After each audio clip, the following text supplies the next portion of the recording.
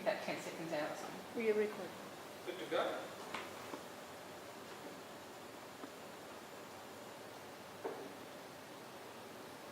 Ready to start? Yep, when you're ready. Okay. Hi, I'm Dr. Michael Shaper, Deputy Chairman of the Australian Competition and Consumer Commission and also an adjunct professor here at the University of Canberra. It's much my pleasure today to talk to you about this issue about personal development for entrepreneurs, some myths and some opportunities. Today I'd like to cover a few issues. Let's have a look at some of these. First of all, a little bit of a recap about what is an entrepreneur. Who is the person that goes out to try and create a new business venture or to grow one? And what sort of personal attributes do they have? Secondly, and intimately involved with the issue of entrepreneurship is that of success and failure. Because it really is important to understand not only what the upside of owning and running your own business is, but also what are the potential pitfalls. And then finally, some ideas about strategies about how to best manage your own career going forward, whether you ultimately end up working full-time as an entrepreneur, full-time as an employee for someone else, or as many people are increasingly doing so, a hybrid, a bit of a portfolio career of doing a bit of both. So let's have a look at those, shall we? First of all, an entrepreneur. Well, obviously this is an issue that's going to come out again and again throughout the nature of the course. But there are many different aspects to what entrepreneurs are, the sort of businesses they go into, and why they do it. As you can see from this slide, there are a number of different reasons why some people choose to start and develop a particular business idea. It might be because they need to create a job for themselves or for their family. It might be because they have a burning desire, like Steve Jobs, to create a new business model to change the way things are done. It may be like Fred DeLuca, the founder of Subway food chain, that you have desire to create a particular business model. Or going back over a century ago now, one of the early advent of car mass production was done by Henry Ford, who had a deep sense of frustration about how things were done and a very strong belief about how they could be done better. And there are also entrepreneurs who do these things not only because of the money that they can make, but also because of the desire to build a better future for them and their family. So entrepreneurs have many different motivations, and I'm sure those of you out there today, many of you will have your own particular reasons about why you want to consider the option of entrepreneurship for your own life and goals. But there are a couple of attributes about entrepreneurs that do set them apart from other individuals, and indeed, although they can't be taught, there are often many of the characteristics that we use to define or explain why entrepreneurs fundamentally are different, for example, managers, to career, employees, or to other members of the community. So let's have a look at some of those. First of them, as I mentioned before, is a very strong motivation about doing something, particularly a business model, that's their own. But to do that isn't just an easy thing to do. Indeed, it requires a large measure of calculated risk-taking, not wild, outrageous gambling, but rather a strong sense of evaluating opportunities, working out what the problems are, trying to solve them, and then and only then, if they're feasible, embarking upon the business project. And to do that, it also requires people with particular individual skills. One thing that does set a lot of entrepreneurs apart is what we call an internal locus of control. Compared to many other members of the community, these are people for whom the buck stops with themselves. They don't see themselves as passive victims or passive recipients of what the world dishes out. They see themselves as people who are in control of their own fates and their own destinies, and who actively go out to make their own fate as they see it. And we refer that in the psychological literature as an internal locus of control, a strong sense of I am in control of myself, how I react to problems, how I deal with situations, and the destiny that I ultimately carve for myself. So those attributes, risk-taking, an internal sense of control, the ability to identify problems, to work out ways to solve them, a strong desire to grow business, all those, along with a large measure of passion, persistence and imagination, are some of the common attributes that you'll find amongst most entrepreneurs. And it doesn't matter whether we're talking about people in Australia, whether we're talking about overseas, wherever they may be, in for-profit businesses or indeed in not-for-profit businesses as well. Social entrepreneurs, private entrepreneurs, all of them exhibit largely the same characteristics. So those are some of the features that are probably worth thinking about in terms of the background about who are entrepreneurs. It's not enough though to actually have those set of characteristics. You've also got to think about what does entrepreneurship offer me in terms of where I'm going to in my life. And there are a lot of myths that float out there about entrepreneurs. There's a group of people, usually who have never been in business for themselves, who would believe that entrepreneurs, for example, are people with large amounts of money, who flaunt the rules, and who don't really know how to do business, for example, ethically or responsibly. There are another set of people who say, well, most businesses are going to fail. And the third group would say, well, really aren't that many entrepreneurs in Australia. Now let's have a look at some of those, because they do have an impact ultimately on one's capacity to actually succeed in entrepreneurship. So as you can see here on this slide, there's a couple of myths that are bound about. That there aren't many entrepreneurs in Australia, that there really isn't a lot of business people out there starting new businesses. Secondly, the failure rates are outrageously high. And thirdly, that businesses, because of those failure rates, don't really succeed. Well, as you can see from this slide here, every year the Australian Bureau of Statistics actually goes out and counts the number of new businesses that are trading. And these are not just paper registrations, but real registrations, to see how many new businesses have been created each year and how many have exited. And these figures that I've put up here, which run over the last 5 years, I think are really illuminating for a number of different aspects. First of all, you can see there that every year since 2007, 2008, roughly about 300,000 people start a new business every year. It's an interesting figure. And what's almost just as interesting and certainly quite sobering is the next column along, the number of exits. You can see there that the number of exits only narrowly is less than the number of entries each year. And indeed, when you look at it over several years, you can see that net growth, entries minus exits, is actually not a particularly large figure. And there's a couple of obvious implications that come out of this. First of all, there are in fact many more people starting a business every year in Australia than most of us would believe. Roughly about 300,000. That's a huge number. And indeed, the ABS figures do show that it is roughly about one person for every new business. At the same time, there's also an awful lot of people going out of business.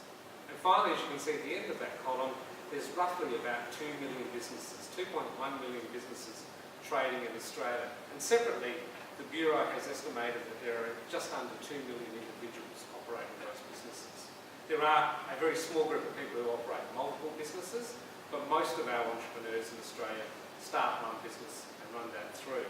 So, large numbers of people, contrary to what you might think, actually do give it a go, but just as soberingly, large numbers of them exit. Now, are they the same people that just started that business? Did they start a business this year and close it down?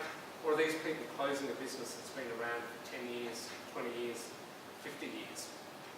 Well, the figures show, in fact, that most businesses that start this year will probably survive for anywhere between 5 to 10 years. According again to the Bureau of Statistics, any given year about 8 or 9% of businesses fail. And so what happens after 1 year, 8 or 9% are out of trade. After a second year, another 8 or 9%. And when you start adding that up, it means that after 5 years, about a third of them have stopped trading. And after 10 years, about half of them. And after 15 years, about 2/3. So the common argument that some people put around that all businesses fail within the first 2 or 3 years, or most businesses fail, isn't true. But on the other hand, it's not true to say that all businesses survive or that it's easy for them. So some very sobering statistics there. One of the other ones that also comes out that's really important for you to bear in mind is that new businesses have the highest rate of exit or failure as well. So if you are starting a business, the odds aren't necessarily stacked against you, but you do need a certain amount of careful planning before you go into it. Now, for those of you that do operate a business, how successful is it? Well, there's a couple of different ways of measuring success. One is money, another one is market share, another one is how many products you move off your shelf. But another one that's just as important is, what do you think about what you've done? Are you comfortable with what you've achieved in your career as a business operator? And 90% of Australia's businesses, 90% of our business owners actually fairly comfortable with what they've done in terms of success factors for it. So, some good news and some bad news there. Clearly, if you're starting a new business, you're going to have to make sure that you don't end up as one of those early stage casualties. But if you can survive and you can keep operating for several years, there's a very good chance that you'll come to see it as being a success in its own way, whatever way that is. One of the other interesting things about being a business operator as well is that many business owners actually find that being a business operator is a highly satisfactory outcome for them as well. Now you might think someone who starts their own business, who takes on all the risk of failure, who thinks, well, I've got to put my own money in to get it started, I've got to go and get employees, I've got to find customers, I've got to find premises. It's a lot of hard work. And you'd actually think it's easy to look around at other people who are working for a big company, working for government, and think, well, they've got a steady wage, they've got secure benefits, they don't have to worry about these things. I don't feel happy with where I'm at. In fact, the results are quite the opposite. In Australia, in Germany, in the United States, no matter where you go around the world, when you ask business owners, are you happy with what you're doing in your life? Time and again, they report not only are they very happy with it, but they're in fact generally happier than employees. So you may not necessarily be as secure job-wise as your employees or employees for a big corporation, but the chances are that you are actually going to be more satisfied than someone who works as a wage earner. Now, be careful of some of these stats. One of the advantages of university education is, of course, getting a sense about research and how research is conducted. Most of the studies that ask people, are you satisfied as an entrepreneur, are only about people who have survived in business. They don't actually go out and ask people who have failed. So, as you can see at the bottom of this slide, I've put in red letters, but it also excludes people who aren't in business. And sometimes when you go and ask them, you may get a somewhat different story. And let's face it, there are some real drawbacks to being your own business. First of all, risk. If you're not comfortable with uncertainty, if you're not comfortable with ambiguity, if you don't like the stress of putting your own money on the line, if you don't feel comfortable about the responsibility that this puts on yourself and on your family, then you have to think really carefully about whether you want to be in business. Being the boss is stressful.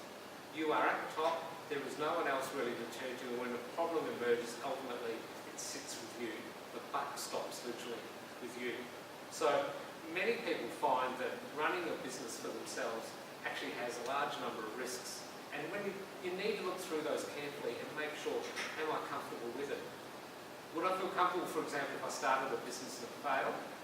Would I be okay to dust myself off and get back and go again? You may be like Walt Disney, whose business went bankrupt 6 times before he finally made success. That's an astounding story. To become a bankrupt half a dozen times, and yet every time dust yourself off and go on to create a world-beating corporation in the entertainment sector, become a household name. Not many of us can do that. So you've got to think about that. You've also got to think about, for some people, stepping out and running your own business also means that it's a career risk, because if I don't succeed here, it may be too late afterwards to catch up with others in another career that I might want to choose to go into instead as well. And finally, also, many people who have exactly the strong passion and drive to become an entrepreneur are not good at managing people and are not good at letting go. When you get a business and it grows, then there comes a point at which you actually also have to let other people take responsibility for running it and managing it and doing the day-to-day work. You can't do everything in the business yourself. Yet some of the same things that make some entrepreneurs very successful in the early days, in startups and small businesses, namely that they like running around and micromanaging everything, is exactly the wrong thing when you want to get a large company or when you want to get to the stage of a public listing or a firm where you're going to bring in outside partners and grow the numbers of employees that you have. So another question to ask yourself is, what am I like? How good and comfortable am I at handling risk? How comfortable am I at ambiguity and uncertainty? Because nothing is guaranteed when you set out to run your own business. And how good am I at managing people and managing problems? Finally, there's another area which you just need to take a bit of reality check before you do decide whether or not entrepreneurship is a path for you. And that is whether or not it's going to make you rich. Lots of people out there think that everyone who is in business drives around in a Maserati, declares no income tax, and rolls in money. The truth is a lot more boring than that. Most of Australia's businesses don't even turn over a great deal of money. This table here, how much do businesses turn over in Australia, is again from the good old Australian Bureau of Stats, where they've actually gone out and found every single trading business in the country and asked them to report their income. And it's also based on tax office data as well. As you can see there, most firms actually report less than $2 million a year. Now that's not profit, that is indeed turnover. And all of you should know, or you certainly will know by the end of your time here at the university, turnover is not profit. Turnover is what the business comes in, profit is what's left after all your expenses are being paid.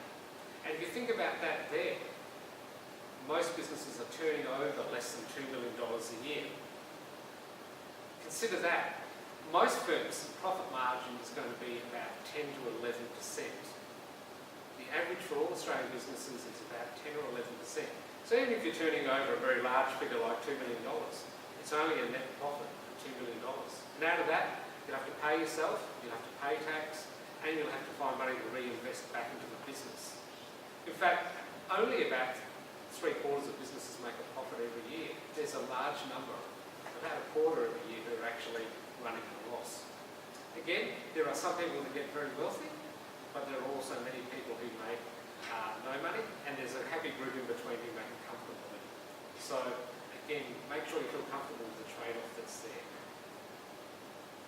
The other thing about earning money that's really important for business operators to remember is not only that point I just made about turnover is often a lot lower than you think, and that actually leaves you less profit, but that you have to take ultimate responsibility for meeting the costs of the business. So it often means that you'll actually take home less money than your employees. And in fact, for many business owners, the thing that they mainly rely on is the worth of the business over time will grow. Now, not everyone is going to be able to build Facebook and exit out of their own firm with a couple of $1 billion. If you are, good luck to you, and the university will certainly welcome any endowments you wish to make afterwards. But in reality, what you're going to find is that your business may be the main way in which you actually get some wealth created. It's going to, if it's a successful business, it'll create a value that someone might ultimately want to buy. But it doesn't mean it's cash in your hand that you can spend today. So look, I'm not trying to scare you with these things. When you put all this together, it's not so much about entrepreneurship is something to be avoided at all costs. In fact, entrepreneurship and the entrepreneurial way of dealing with the world, being welcome to change, being comfortable with ambiguity, sophisticated risk-taking, they're all positive things. But what this does mean is that for some people, running and operating your own business is very clearly the right thing to do. For other people, entrepreneurial skills can be applied in different ways. It doesn't matter whether, at the end of the day, you run a business in the legal and commercial sense of it, or whether you're going to work for someone else. You ultimately always need to think of yourself as your own boss. Working for someone else isn't any less risk-free than running your own business. There's always a prospect that you will get retrenched, you will get sacked, or you will hate your boss, or that you will not be recognised for the genius that you think you are. All life is a risk, and in fact, many people would actually argue working for having one source of income, namely working for a large corporation, working for the government, is just as risky, if not more risky, than working for having your own business where at least you've got multiple customers and diversified sources of income. So you need to think about whether, regardless of what you do, courses like this have some really important skills to learn, and the main one is the entrepreneurial mindset. You can be your own boss, and you can think of yourself as me incorporated. I am the CEO of my own corporation, namely me. I'm responsible for my life, where I ultimately go. I can write my own business plan, either for my business, but also for my own personal career, about what I want to do, the yardsticks by which I want to be measured, what I need to do to get to where I want to go to, and how I'm going to work out whether or not I can achieve it. I can clarify that and I can spell that out. So it's worth thinking about yourself as a business venture, even if in fact you end up as an employee. And the sophisticated person who thinks about themselves as a business venture pulls together a whole bunch of attributes that you're going to find in this course. The ability to pull together networks, because it is about who you know that makes a vast difference about how you can succeed in life and also the opportunities that come out to you. The technical and professional skills that you have and how you might be able to use those. Some people qualify in one area narrowly and think, that's what I need to do. I don't need to apply this in any other way. I don't need to learn other skills. Enterprising individuals, on the other hand, think about one set of skills, how can I apply them in different areas? Or how can I pick up secondary skills that I can also use so I've always got another opportunity around in case the current one doesn't work out.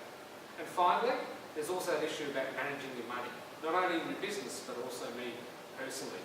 Harvard Business School, for example, often encourages its students to have the go to hell money, which is money that actually says, I don't like what I'm doing, I've got enough saved away that I can move off and do something else and tell someone to go to hell because I want to do something else and I'm not going to stay and work here because I need the wage check next week. So it's about all of those things and putting them all together.